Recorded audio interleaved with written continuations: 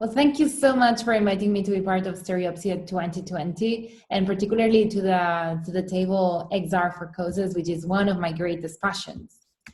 And probably if we try to picture XR and impact, something like this comes to our mind, where we're trying to figure out the potential of XR to help us achieve the SDGs that we have established by 2030. But it also arouses quite some questions in my mind. And the first one would be, how do we define and measure impact?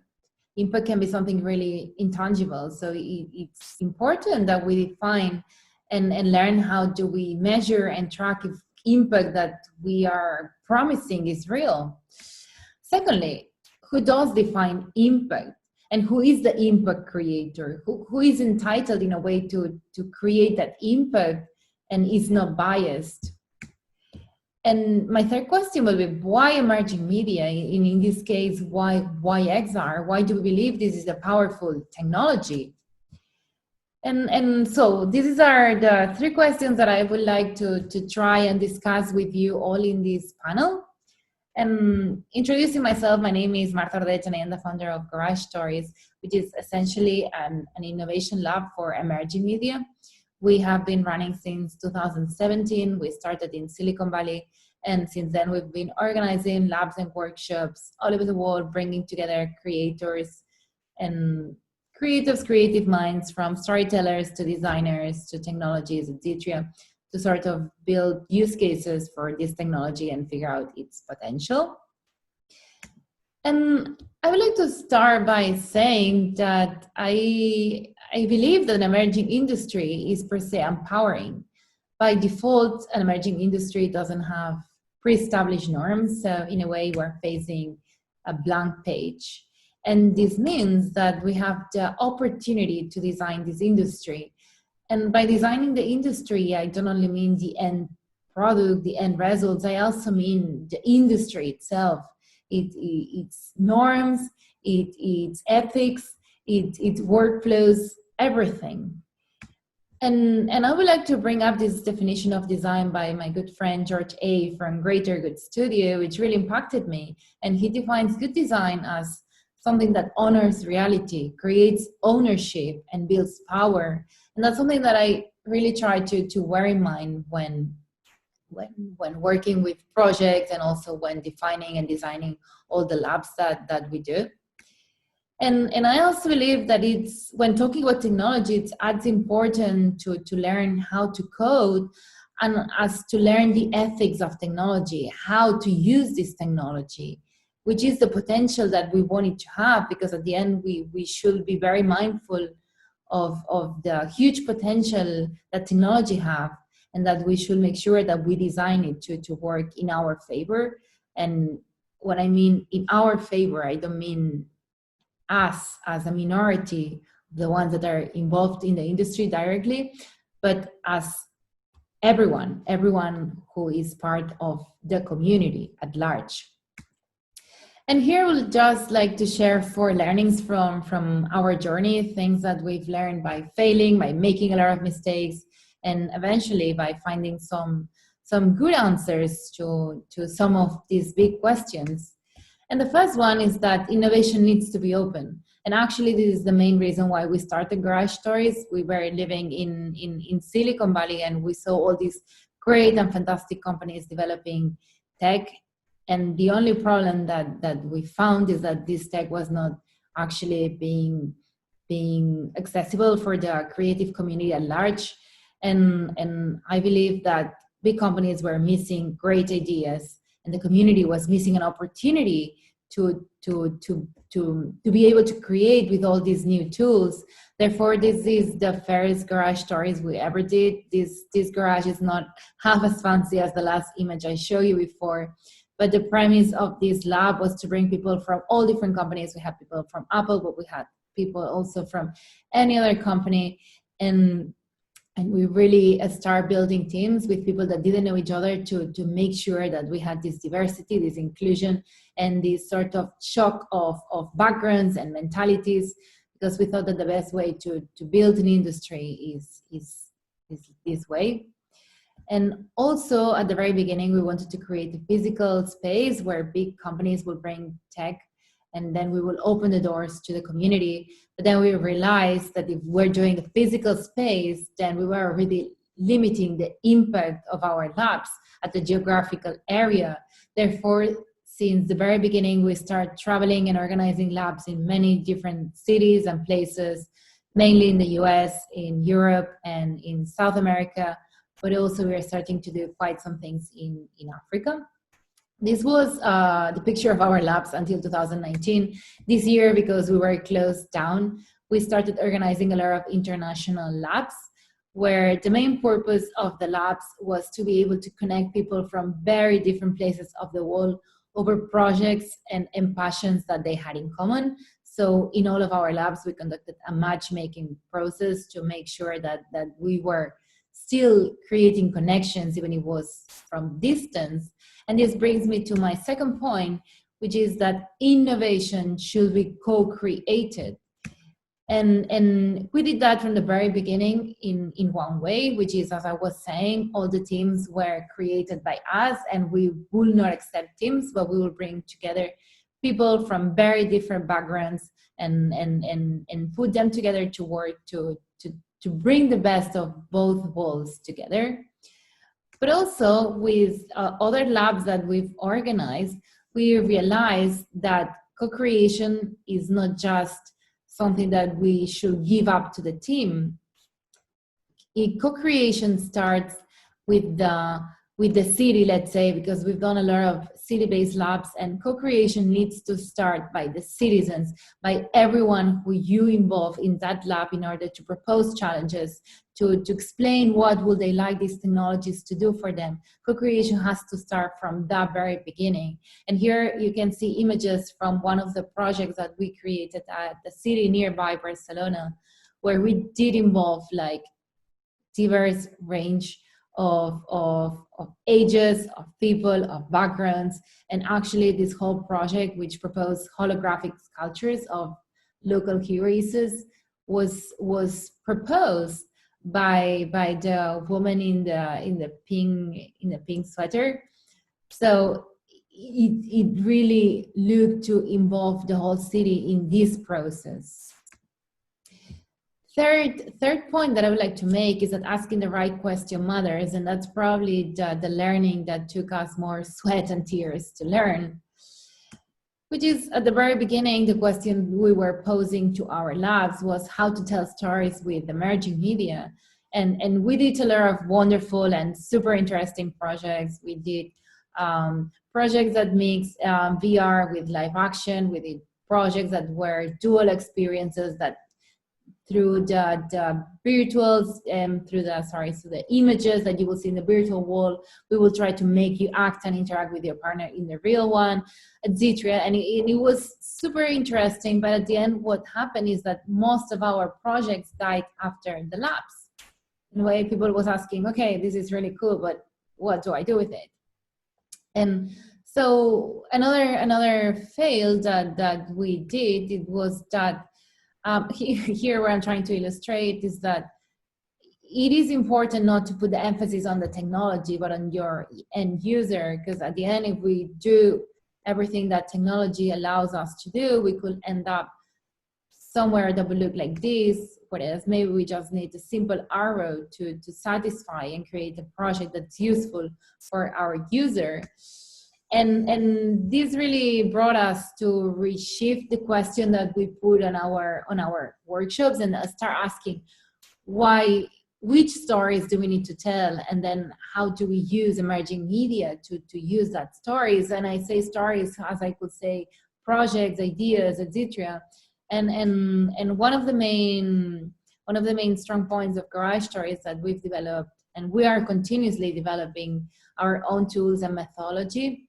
And so really we put a lot of emphasis on creators being able to illustrate their value proposition, why does their project need to exist, which is the impact that they are creating, etc. And since we shifted the focus of our labs, we've actually been able to push the projects forward, and some of them had been presented at TEDx Guatemala. There was an education program called BitBooks, or at AWE XR conference in 2019, where we presented a beautiful project called SIA for autistic kids. Also, this is the Smart City conference on the bottom, where we presented this project of the holographic women sculptures. Also at Cannes Next, we were able to present like quite some projects. And this also brings me to the fourth point of my presentation, which is that more and more I'm realizing that impact is something that's created during the process, and that we shouldn't think that we can only create impact with our end product. In a way, and here it's a small metaphor, it's not only about the dinner, it is actually where do you get your food, who cooks that food, who invites you for dinner and how, and also the dessert, where I'm trying to explain with the dessert, is that after the dinner, after someone has experienced my project, how do I follow up? How do I turn this first reaction, emotion, thought, feeling that I've managed to create on my audience, and I turn it into a long-term effect, long-term impact?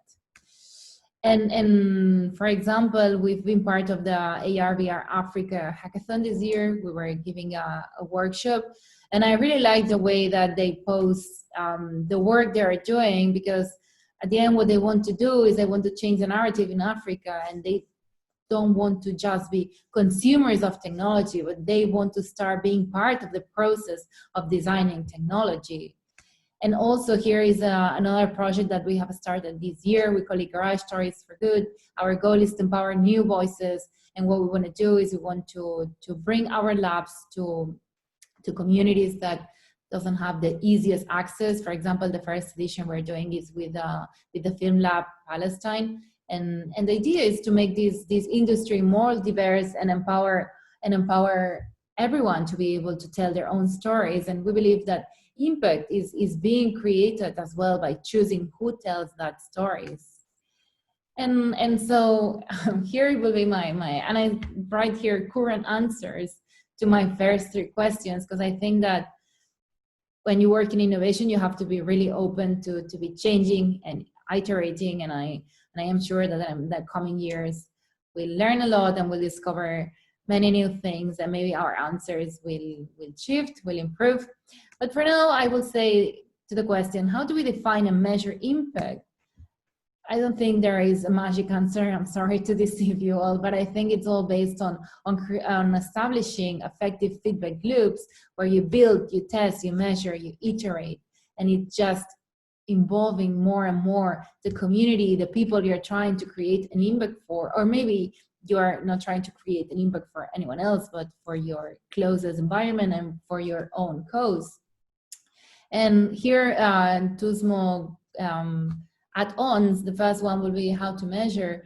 I normally would suggest that the SMART rule: make specific, measurable, achievable, realistic, and timely goals. And also here, because on the panel there is also Fabian from UNICEF, they talk about how establishing an effective feedback loop actually helped them scale their innovation labs. So I will go by this answer for now. Secondly, who does define impact and who is the impact creator? The only answer for me is community. There is no one who is more entitled to create that impact. I think we all have to be part of that impact. That's why I think it's really important that we understand that impact is another value of how a project is built, and that we should be very inclusive in all of our workflows. And third one, and this probably is going to be my longest answer: why emerging media, and in this case, why XR? Well, XR technologies are forecasted to have a huge impact in the way that we interact with communication with others, in the way we work, etc. And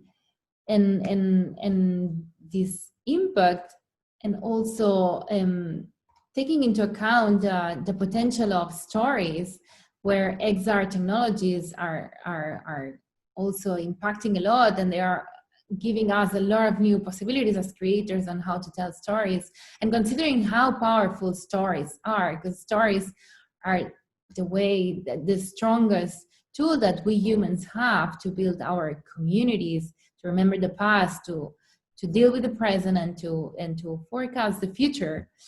And especially the stories are super powerful once they work in constellations. And by that I mean that maybe one single story doesn't have the power to change the world, to change our perception about something. But we start having constellations of stories that reinforce each other, then their power is immeasurable. And also, just giving a couple of examples of the potential of stories, if you look back at all Disney stories, they reinforced certain social models that maybe most women don't feel the most comfortable with right now. Here, giving a completely opposite example of how this TV show, at its time, it was a big revelation that you could be 14, you could be single and have fun. And also, if we look at science fiction and how movie stories have the potential to create the imaginaries of the futures that are available for us. And if you look at the most science fiction movies, you will get really lonely, destroyed, polluted, single hero stories. So I think, given that today we're really facing an inflection point, and I think COVID has helped us understand that problems are real, and that because we cannot feel it at this right moment, the consequences of our acts are real. So I think the fact that this year we have had to endure some severe changes in our lifestyle, it's also helping us understand that climate change is real, and the impact that can have in our lives is way bigger than what COVID has done. So because we are living in this inflection period of time, and our time is limited, the time to change behaviors and habitats and start fostering a more healthy lifestyle and planet, we're in a countdown. And also because our society is being polarized, people's opinions in a way, in many cases, are becoming really extreme, and it's very difficult that they meet at a common point. I think the potential of stories today is to actually bring us all together, because a lot of solutions need to be collective in order to be effective.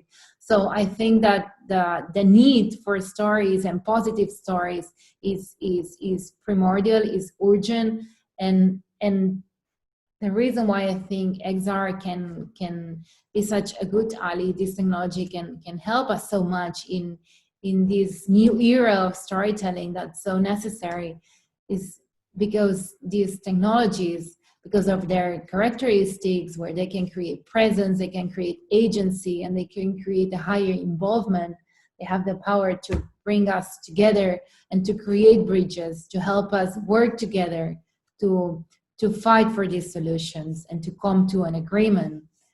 So that will be it. I think that will be our vision and what Garage Stories is all about.